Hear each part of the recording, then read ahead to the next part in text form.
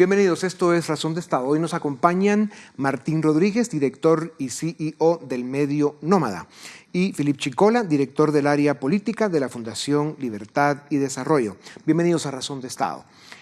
Vamos a enfrentar en las próximas semanas, veremos, una elección que tiene un grado de importancia máximo para Guatemala y su futuro.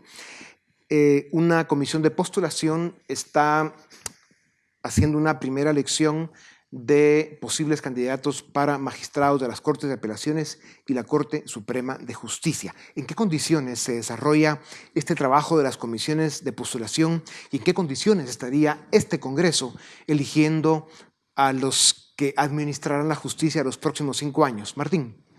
Pues muchas gracias por la invitación, Dionisio. A mí me parece que es un momento clave el que estamos viviendo para la República, para la democracia, para que en el futuro se pueda defender los derechos de los ciudadanos y de las instituciones, porque ya vimos, o sea, esta película la vimos en cámara lenta, viendo cómo funciona detrás de cámaras las actuaciones, en la que las mafias tienen una hegemonía sobre las cortes. Ya sabemos a partir de unas serie de investigaciones que se regalan casas, después que se regalan carros, que cambian votos por impunidad, y tenemos a gente en la cárcel y confesos de cómo esta es una transacción de poder a cambio de impunidad. Entonces me parece que de ninguna manera podemos legitimar y permitir que nos vean otra vez la cara a los ciudadanos cuando los mafiosos escogen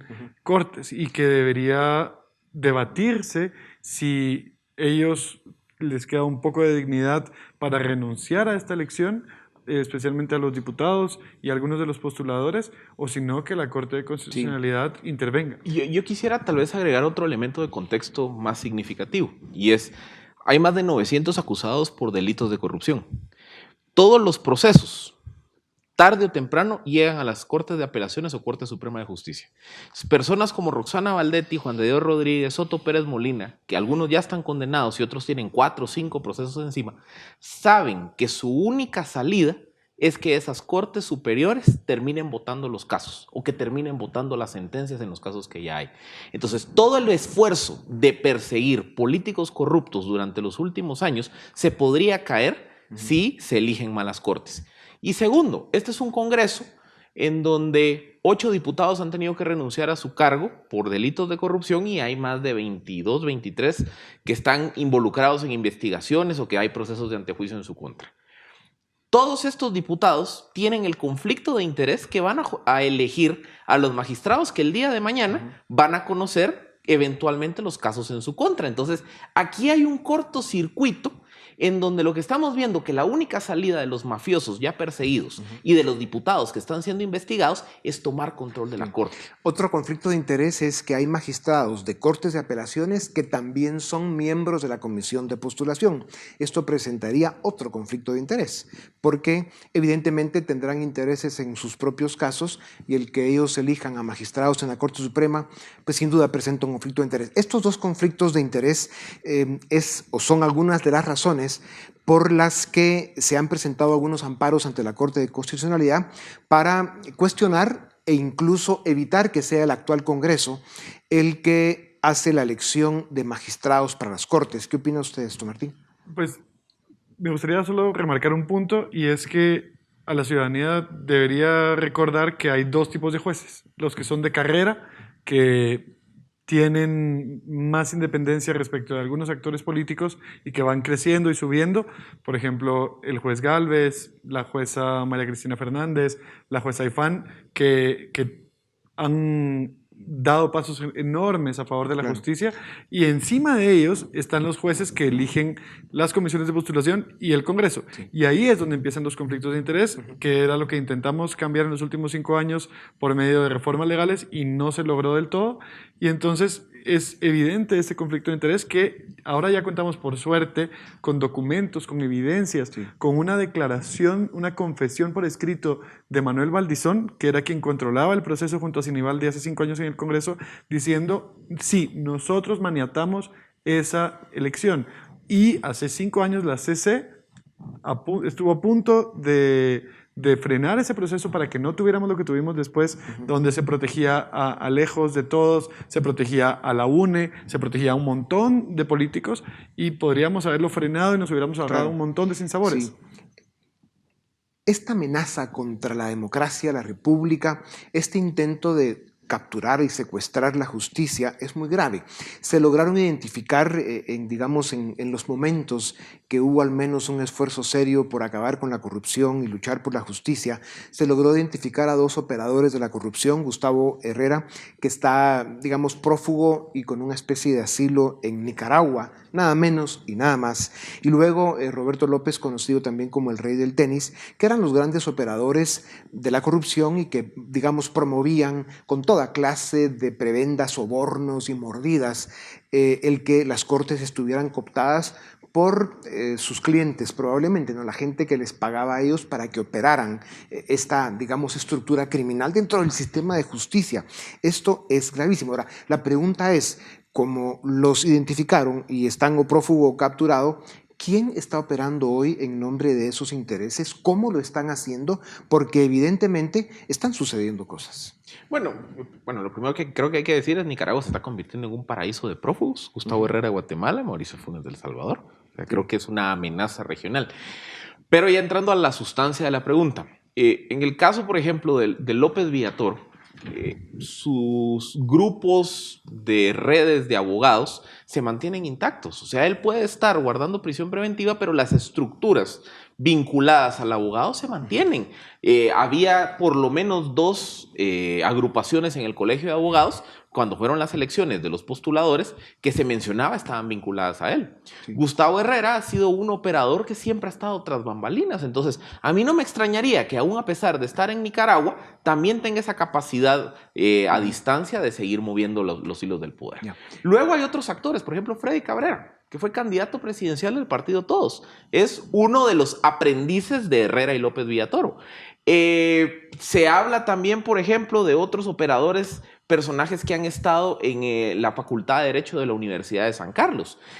Personas que van aprendiendo la forma de operar de estos primeros cooptadores de la justicia y van desarrollando sus microredes. Por eso en esta ocasión hubo 11 planillas en el Colegio de Abogados, sí, porque se multiplican día a día la cantidad de actores que saben o que aprenden las mañas de cómo capturar el sistema.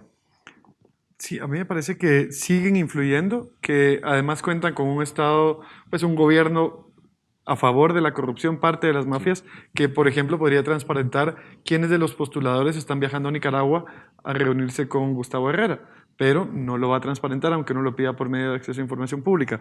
Creo que necesitamos ver cómo Mariscal Zavala, que es este country club en donde se opera todavía estrategias para cooptar el Estado.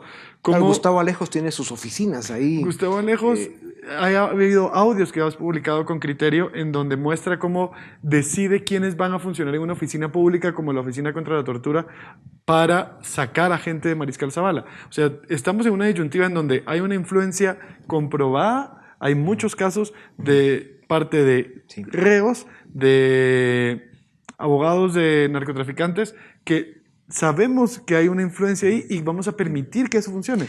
Ahora, Martín, para motivar a los ciudadanos para que no solo estén vigilantes y pendientes de este proceso tan importante de elección en las Cortes de Justicia, hay que entender de qué estamos hablando. La Corte Suprema de Justicia, pues todos más o menos entendemos que es, digamos, la máxima corte que tiene que ver con los temas de los procesos que tienen que ver con la justicia. Pero el tema de las Cortes de Apelaciones, la población en general no ha terminado de entenderlas, pero básicamente ahí están ubicados los magistrados que son los que tienen el poder de anular condenas, de simplemente, digamos, no tomar en cuenta evidencia, aunque sea contundente y acusatoria, de crímenes y corrupción, y por eso las Cortes de Apelaciones son tan importantes. Se postularon 1023 aspirantes, es un proceso muy difícil de fiscalizar, y esto pues nada más llama más la atención a la importancia que tienen los amparos que se están presentando en la Corte de Constitucionalidad para evitar que el sistema de justicia termine otra vez totalmente secuestrado y que, digamos, retrocedamos en lo que se logró avanzar en los últimos 4 o 5 años. Sí, a mí me parece, perdón, solo que hay que poner nombre y apellido a los responsables de que los últimos 5 años se haya consolidado este sistema. Son Molina Barreto, Alejandro Maldonado y Héctor Hugo Pérez Aguilera, que pudieron haber votado el proceso. Lo pudieron haber hecho con las evidencias de las reuniones de Valdizón y Sinibaldi, con los 13 magistrados, con todas las denuncias que había, la cuestión de honorabilidad que no se había cumplido. Ellos son responsables y les podemos exigir a ellos. Y los 5 magistrados actuales de la CC van a ser responsables y les vamos a exigir a ellos dentro de 5 años si hicieron o no un cambio con la cooptación de la justicia. ¿Es factible que la Corte de Constitucionalidad termine aceptando un amparo y eviten que sea el actual Congreso por todos los conflictos de interés que tiene? Porque es una aberración el que el delincuente escoja al magistrado que lo va a juzgar. Creo que, digamos, un amparo en donde se entre a juzgar un conflicto de interés sería una medida de última instancia, porque hay muchos errores que se fueron dando intermedios en el proceso. Por ejemplo, se está hablando de una tabla de gradación en donde supuestamente se evalúa la honorabilidad y la idoneidad, pero no se toma en cuenta si existe conflicto de interés que un abogado que se ha dedicado a defender estructuras criminales hoy quiera ser juez. Hubo una elección del Instituto de Magistrados. ¿Qué está sucediendo? ¿Qué está sucediendo? O sea, hay abogados que defienden narcotraficantes, delincuentes, criminales y corruptos que están aplicando para ser magistrados. Que ojo, nadie está diciendo que ser abogado defensor es malo, es parte de... Sí. El conflicto de interés es que si yo defendí a un corrupto y el día de mañana me quiero ir a sentar de juez y voy a conocer alguno de esos casos, hay un cortocircuito. O sea, también hay que ponerlo todo en su justa dimensión.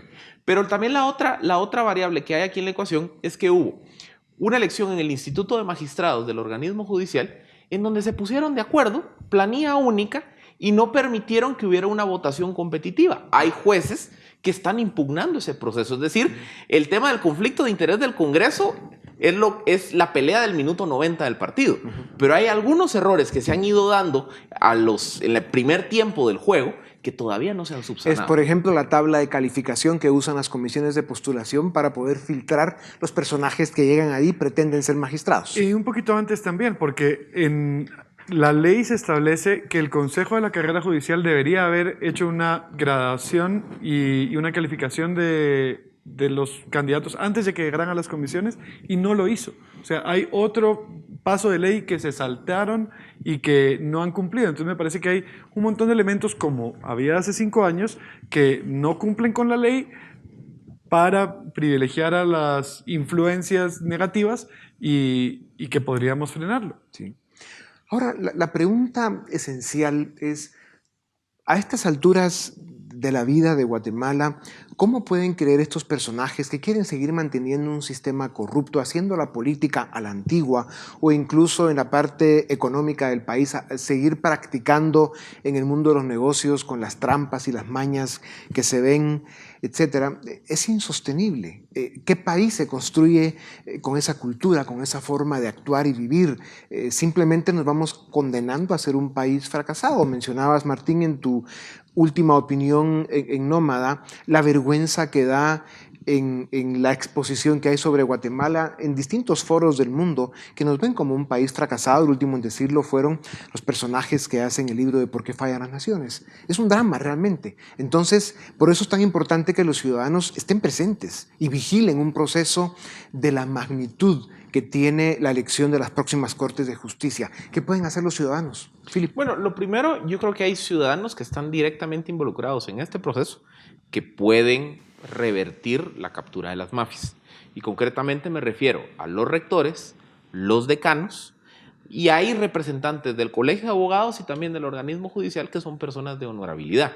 Lo que yo no sé si tienen los números para combatir a las mafias, pero creo que ese es el grupo que está llamado a ser la reserva moral de las comisiones de postulación. Por ejemplo, la decana Jari Méndez de la Universidad del Istmo fue quien levantó la voz de que no se debía permitir que abogados que sistemáticamente se han dedicado a defender narcotraficantes participaran.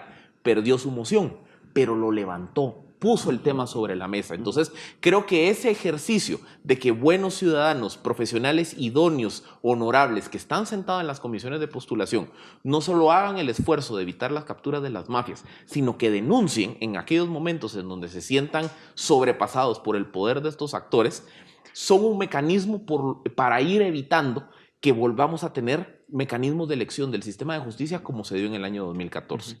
Sí, yo suscribo a Philip, creo que hay una minoría que puede tener mucha fuerza porque tiene la legitimidad afuera de la ciudadanía, afuera con la ciudadanía, porque el problema es que si no ponemos freno a esto, va a ser peor y dentro de 5 años peor, y esto va a ser un narcoestado o va a explotar. La complejidad que tiene el proceso de filtraje y luego de elección da una óptica de silencio. Los mismos comisionados de postulación, pues digamos, están callados, podrían estar denunciando muchas cosas o estar ya identificando a personajes que se están tratando de colar para finalmente llegar al Congreso como parte de los listados que serán escogidos para las Cortes. Y obviamente no podemos confiar en un Congreso como este, que ya ha demostrado lo que es y lo que tiene dentro. Entonces, ¿por qué es tan importante que la población vigile, que los postuladores, como el ejemplo que ponía Philip, expongan, denuncien y realmente nos den a conocer a la población cómo va este proceso? Sí, me parece que es clave que los comisionados se sientan respaldados por la ciudadanía. Por ejemplo, el padre Félix Serrano decía, no puede ser que hagamos un proceso sin entrevistar a los candidatos, sin hacerles pruebas, aunque esto nos lleve un poco más de tiempo. Hace 5 años se tardó un mes más en dar posesión a los nuevos jueces y no importa, o sea, nos quieren meter en la cabeza que tenemos un corsé que tenemos que usar y que si no, claro, es ilegal. Pero es una maña muy tramposa porque es lo más están importante haciendo. Exacto, es más importante la justicia y la transparencia, porque si no vamos a estar 5 años en problemas. Sí. Hay que apoyar estas iniciativas de transparencia y que si nos tardamos 1 mes más, 2 meses más, 3 meses más, 6 meses más, no importa, porque esto va a significar que el sistema se pueda salvar. Si no, va a implosionar el sistema de un momento a otro. Vamos a parar como está Honduras en este momento, como está Nicaragua dentro de unos años. O sea, el riesgo de empeorar esto es muy grande como para detenernos solo a pensar en formalismos. Claro. ¿Posibilidades reales de que la Corte de Constitucionalidad finalmente acepte uno o varios amparos y postergue la elección de las Cortes? Yo lo veo posible. Más que postergue, que retrotraiga el proceso y que ordene que se vayan corrigiendo los errores que se van dando. Obviamente, de generarse ese escenario, se va trazando la decisión final y eso podría incluso implicar que se elija corte hasta en el año 2020. Sería el nuevo Congreso. Sería el nuevo Congreso, porque otra vez, este Congreso, creo que aquí ya todos nos quitamos las máscaras, aquí ya todos sabemos dónde está parado cada uno. Y yo creo que este Congreso ha quedado más que evidenciado de qué lado o de la justicia están operando. Entonces yo sí creo que sería sumamente dañino y nocivo para la institucionalidad en Guatemala que un Congreso que intentó reformar el Código Penal para abrir la puerta de las cárceles y sacar a todos los amigos corruptos sean los que tengan la decisión en última instancia de quiénes van a ser los jueces que van a conocer los procesos de corrupción. Con un sí o no, porque se acabó el tiempo, ¿la Corte de Constitucionalidad va o no va a aceptar algún amparo para, digamos, patear la pelota para adelante? Tiene la responsabilidad moral y republicana de salvar este proceso y de este país, porque si no van a ser 5 años más de captura de la justicia. Claro, y eso puede tener consecuencias graves para probablemente para décadas. ellos mismos. La justicia en Guatemala debe dejar de ser una ficción y tenemos que dar la batalla para que algún día alcancemos los guatemaltecos el sueño de lo que es la justicia, una república con leyes iguales para todos y que se respetan. Muchas gracias por habernos acompañado a ustedes también. Gracias. Esto es Razón de Estado.